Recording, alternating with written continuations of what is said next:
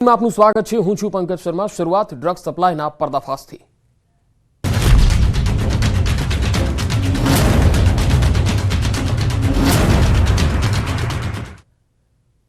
ગાંધીનગરથી વિદેશી ડ્રગ્સ સપ્લાયનો પર્દાફાશ થયો છે। ગાંધીનગરની ફાર્મા ફેક્ટરીમાંથી બનતું હતું ડ્રગ્સ।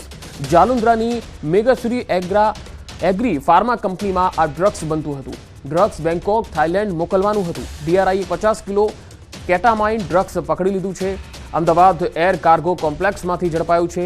ડીઆરઆઈએ વિદેશ જતું કન્સાઇનમેન્ટ સીલ કરી દીધું છે। આ કન્સાઇનમેન્ટ કેમિકલ તરીકે જાહેર કરાયું હતું। 25 કરોડની કિંમતનું 50 કિલો ડ્રગ્સનો જથ્થો જપ્ત કરવામાં આવ્યો છે।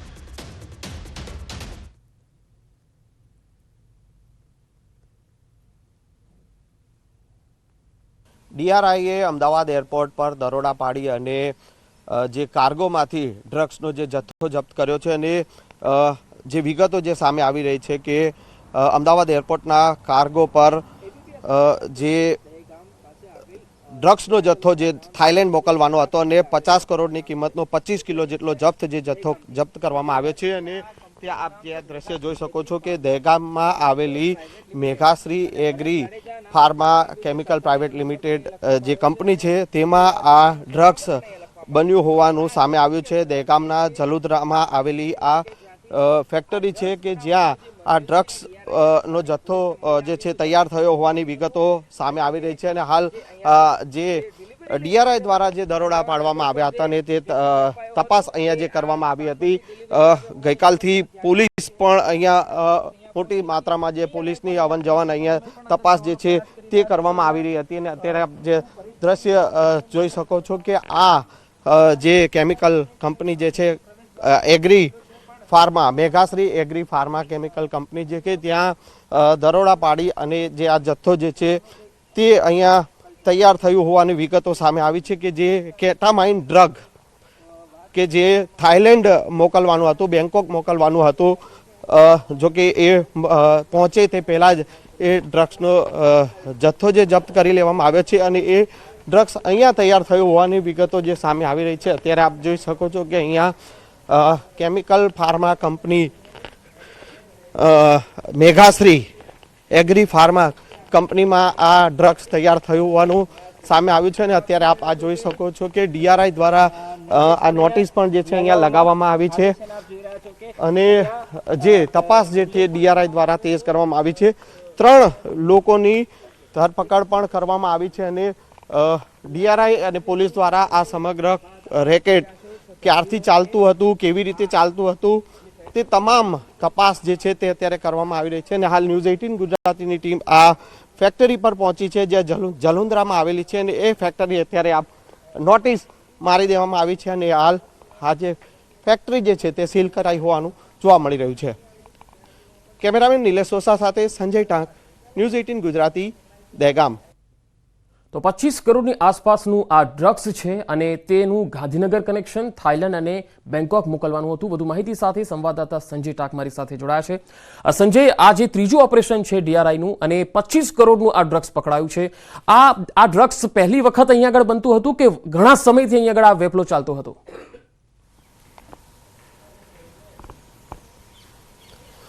બિલકુલ પંકજ જે છે એ હવે ડીઆરઆઈ માટે પણ એ તપાસનો વિષય છે અને એની પૂછપરછ પણ જે છે તે હવે કરવામાં આવી રહી છે કે આ પહેલીવાર બનતું હતું કે આ પહેલા પણ અહીંયા ડ્રગ્સ જે છે તે બની ચૂક્યું છે। હાલ ન્યૂઝ 18 ગુજરાતીની ટીમ અહીંયા પહોંચી છે। હું દ્રશ્ય પહેલા પંકજ આપને અને ન્યૂઝ 18 ગુજરાતીના દર્શકોને આ એક્સક્લુઝિવ દ્રશ્યો જે છે બતાવવાનો પ્રયાસ કરીશ કે હાલ આ જે ફાર્મા જે કંપની જે છે ફાર્મા કંપની જે મેઘાશ્રી એગ્રી ફાર્મા કંપની જે દહેગામના જલુંદ્રામાં જે આવેલી છે ને ડીઆરઆઈ દ્વારા અહીંયા આ જે છે દરોડા પાડવામાં આવ્યા હતા। જે પ્રકારે અમદાવાદ એરપોર્ટ પરનો જે કાર્ગો જે છે ત્યાંથી ડીઆરઆઈના અધિકારીઓએ દરોડા પાડી અને 50 કરોડની કિંમતનું જે કેટામાઇન ડ્રગ જે 25 કિલોનો જથ્થો જે જપ્ત કર્યો હતો જે થાઈલેન્ડ મોકલવાનો હતો। અને એ તપાસમાં ક્યાંક ને ક્યાંક જે પ્રાથમિક તપાસમાં જે વિગત સામે આવી કે જે આ ડ્રગ્સનો જથ્થો જે ગાંધીનગરના દહેગામના જલોન્દ્રામાં મેઘાશ્રી એગ્રી ફાર્મા કેમિકલ કંપનીમાં તૈયાર થતું હતું તેવી જાણકારી તપાસમાં મળી અને DRIના અધિકારીઓ અહીંયા પણ દરોડા પાડ્યા અને અહીંયાથી પણ જે છે ડ્રગ્સનો જે જથ્થો જપ્ત કરવામાં આવ્યો છે. 3 લોકોની અટકાયત કરી અને પૂછપરછ પણ કરવામાં આવી છે. હાલ આ દ્રશ્યો જોઈ શકો છો. આ ફેક્ટરીના જે દ્રશ્યો છે, અહીંયા મોટી માત્રામાં બેરલ્સ જે છે તે પડ્યા છે. DRI દ્વારા હાલ આ જ્યાં જે ડ્રગ્સ જે બનતું હતું એ જગ્યાને સીલ કરી દેવામાં આવી છે અને નોટિસ પણ લગાવી દેવામાં આવી છે. એ જે જગ્યા જે સીલ કરવામાં આવી છે તેના અંદરના દ્રશ્યો પણ હું આપને બતાવવાનો પ્રયાસ કરીશ.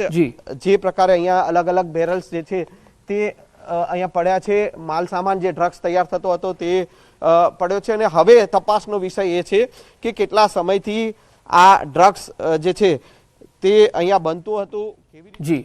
જી સંજય, આભાર સમગ્ર માહિતી આપવા માટે.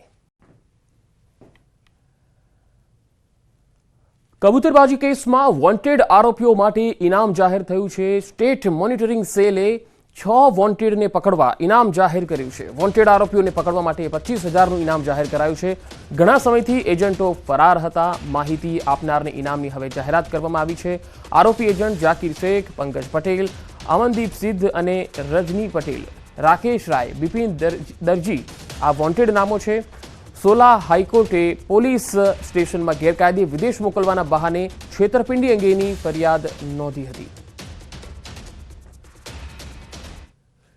ખેડા જિલ્લામાં બીજા દિવસે પણ ઇન્કમટેક્સની કાર્યવાહી ચાલી રહી છે. એશિયન ફૂડ અને નેક્સસ બિલ્ડરને ત્યાં દરોડા પાડવામાં આવ્યા. ગેરવેટી મોલમાં પણ આઈટીની કાર્યવાહી ચાલી રહી છે. અલગ અલગ ટીમ તપાસ કરી રહી છે. શક્ય છે કે સાંજ સુધીમાં બેનામી વ્યવહારો પણ સામે આવી શકે છે અથવા તો કરચોરીનો એક મોટો આંકડો પણ સામે આવી શકે છે.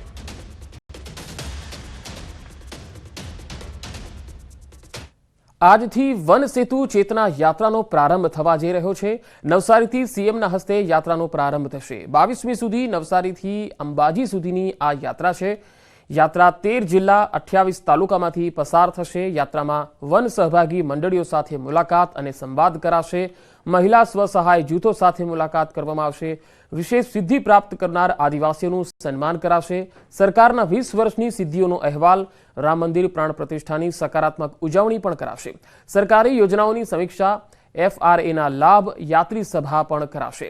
જંગલ વિસ્તારના ગામોમાં વસતા આદિજાતિ સમુદાયના લોકોને મળી રૂબરૂ સંવાદ થકી સ્થાનિક લોકોની સમસ્યાનું નિરાકરણ લાવવાનો પ્રયત્ન થશે. યાત્રા દરમિયાન રાત્રિના સમયે ભજન સંધ્યા, યાત્રાના માર્ગમાં આવતા પ્રસિદ્ધ મંદિરોએ દર્શનનું પણ આયોજન રહેશે.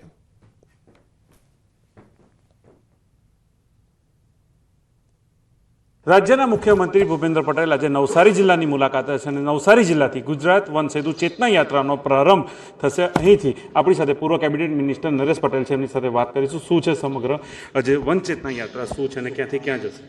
આજે પૂરા ટ્રાઇબલ વિસ્તારની અંદર આદિવાસી સમાજ અને સમગ્ર સમાજનો આસ્થાનું સ્થળ એટલે ઉનાઈની બાજુમાં આવેલું સબરીધામ અને સબરી માતા એક આદિવાસી સમાજ માટેનો ખૂબ ગર્વ છે. ભગવાન રામચંદ્રજીએ સમરસતાની ખૂબ મોટા એમણે તે સમયે મેસેજ આપ્યા હતા અને જ્યારે સામે ચાલીને ભગવાન રામચંદ્રજી ઉનાઈ થઈને પસાર થઈને જ્યારે સબરી માતાજીને મળે છે ત્યારે અમારા માટે આનંદનો દિવસ છે. અમારી સરકારે, હું સરકારને અભિનંદન આપું છું. એમને યાદ કરીને જ્યારે 22 તારીખે પ્રાણ પ્રતિષ્ઠા થવાની છે એને ધ્યાનમાં રાખીને આદિવાસી વિસ્તારમાં પણ અમારા તમામ સમાજમાં લોકોમાં ચેતના આવે, જાગૃતિ આવે અને લોકો આમાં જોડાય એવા શુભ ભાવ સાથે આજે ઉનાઈથી વન સેતુ ચેતના યાત્રાનો પ્રારંભ થવાનો છે. અને બીજી આનંદની વાત એ છે કે 1968માં ભગવાન રામચંદ્રજીનું અમારું જૂનું મંદિર હતું, એના જીર્ણોદ્ધાર માટે પણ અમારા આદરણીય મુખ્યમંત્રીશ્રીના વરદ હસ્તે આજે ભૂમિપૂજન થશે અને અહીંયાથી દર્શન કરીને સીધા ગાંધી મેદાનની અંદર જાહેર સભા સંબોધશે અને ત્યાંથી યાત્રાનો પ્રારંભ કરશે. ચોક્કસથી ઉમરગામથી અંબાજી સુધી એટલે કે 13 જિલ્લાના 28 જેટલા તાલુકા મળી 1000 કિલોમીટરની જે યાત્રા છે એ યાત્રામાં આવતા જે આદિવાસી વિસ્તારના આદિવાસી પટ્ટાના જે આદિવાસી લોકો છે એમનામાં ચેતના જગાડવા માટે અને લોકોને એક કરવા માટેની યાત્રાનો મુખ્ય ઉદ્દેશ છે અને એ યાત્રાનો પ્રારંભ આજે ગુજરાત રાજ્યના મુખ્યમંત્રી ભૂપેન્દ્ર પટેલ નવસારી જિલ્લાના સુપ્રસિદ્ધ એવું યાત્રાધામ માં ઉસળંબાના મંદિરથી કરાવી રહ્યા છે. ભાવિન પટેલ, ન્યૂઝ 18 ગુજરાતી, નવસારી. અને હવે એક મહત્વપૂર્ણ ખબર આવી રહી છે. પ્રદેશ ભાજપ કાર્યાલય કમલમમાં આજે ભાજપની કાર્યશાળાનું આયોજન છે. બપોરે 2 કલાકે ભાજપ મહિલા મોરચાની કાર્યશાળા યોજાશે. પ્રદેશ સંગઠન મહામંત્રી રત્નાકરજી અને મહિલા મોરચાના પ્રભારી અને પ્રદેશ ઉપાધ્યક્ષ ગોરધનભાઈ ઝડફિયા, મહિલા મોરચાના પ્રમુખ ડોક્ટર દીપિકાબેન સરડવા ઉપસ્થિત રહેશે. રાષ્ટ્રીય મંત્રી અને રાષ્ટ્રીય સંયોજક મહિલા સ્વયં સહાયતા વિજયા રાહતકરજી, રાષ્ટ્રીય ઉપાધ્યક્ષ મહિલા મોરચો રેખા ગુપ્તાજી પણ ઉપસ્થિત રહેશે.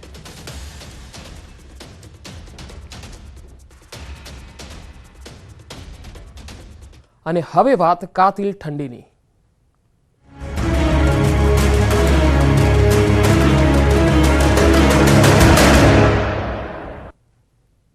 જાણીતા પર્યટન સ્થળ અવલી અને બદ્રીનાથ, હેમકુંડ સાહિબ સહિતના સ્થળો પર ભારે હિમવર્ષા થઈ રહી છે, જેના કારણે પ્રવાસીઓમાં ખુશીનો માહોલ છવાયો છે. પહાડો પર જાણે કે બરફની ચાદર છવાઈ ગઈ હોય તેવા દ્રશ્યો જોવા મળી રહ્યા છે. ઓલી બદ્રીનાથમાં હિમવર્ષાની આ તસવીરો આવી રહી છે. પ્રવાસીઓ પણ આ હિમવર્ષાથી ખૂબ જ આનંદનો અનુભવ કરી રહ્યા છે. તો ઉત્તરાખંડના ગંગોત્રી, યમુનોત્રી અને હરસિલ ઘાટીમાં પણ જોરદાર હિમવર્ષા થઈ રહી છે. સિઝનની પ્રથમ હિમવર્ષા થતાં સમગ્ર વિસ્તારમાં બરફની ચાદર છવાઈ ગઈ છે, જેના કારણે ખેડૂતોમાં ખુશીની લહેર છે. आज हर्सिल में बहुत बर्फबारी हो रही है और यहाँ ये बर्फ हमारे लिए एक सजनीय है, क्योंकि हमारे जो सेब की गार्डन है इनके लिए बहुत ही लाभदायक और गुणवत्ता है. इससे किसानों को बहुत ही लाभ मिलेगा. આ તરફ કેદારનાથમાં પણ ભારે હિમવર્ષા જોવા મળી. કેદારનાથ ધામમાં ગઈકાલ સાંજથી જ બરફવર્ષા થઈ રહી છે. ખાસ તો કેદારનાથમાં જાન્યુઆરીમાં નહિવત હિમવર્ષા થતી હોય છે. ભારે હિમવર્ષા થતાં જ બાબા કેદારનાથનું કુદરતી સૌંદર્ય ખીલી ઉઠ્યું હતું.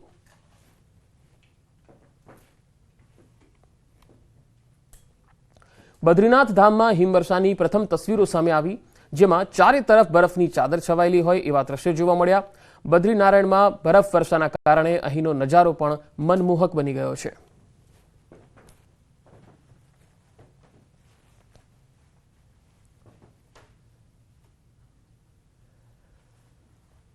ગુલમર્ગમાં અબ્દુલ મજીદ બક્ષી નામના યુવકે સનશાઇન પીક અને બરફનો આનંદ માણવા પ્રવાસીઓ માટે હેલિકોપ્ટર સેવા શરૂ કરી. ગુલમર્ગમાં ખાસ ટ્રેન્ડ હોવાથી પ્રવાસીઓ આ હેલિકોપ્ટર તરફ આકર્ષાયા છે. મોટી સંખ્યામાં પ્રવાસીઓ હેલિકોપ્ટર દ્વારા ઊંચા શિખરો પર બરફ જોવા માટે જઈ રહ્યા છે, જ્યાં પહેલા તેઓ માત્ર સ્કીઇંગ માટે હેલિકોપ્ટર દ્વારા જતા હતા. હવે પ્રવાસીઓ કુદરતી સૌંદર્ય જોવા માટે આવી રહ્યા છે.